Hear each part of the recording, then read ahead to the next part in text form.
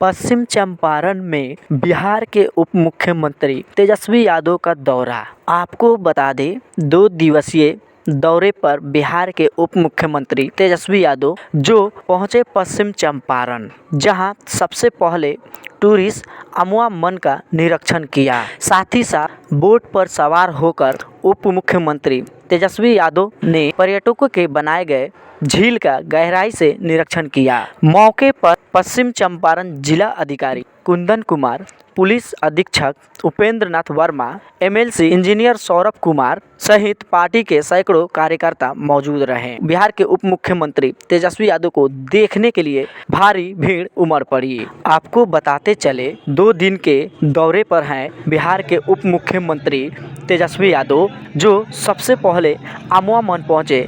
उसके बाद लौरिया होते हुए वह वाल्मीकि नगर पहुंचेंगे।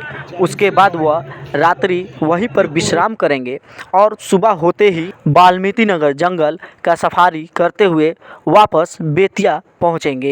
नहीं, पर्यटन विभाग हमारे पास है, तो ये पूरा भी वाल्मीकि नगर तक जाना है और इस एरिया के क्षेत्र के लिए पर्यटन को और कैसे बढ़ावा दिया जाए, इंफ्रास्ट्रक्चर को कैसे सुधारा जाए और नई स्पॉट्स जो हैं, नई जगह जो है उसको कैसे डेवलप किया जाए ताकि पर्यटन बढ़े और बेतिया हो, वाल्मीकि नगर हो, जिले में ज़्यादा से ज़्यादा लोग आएँ।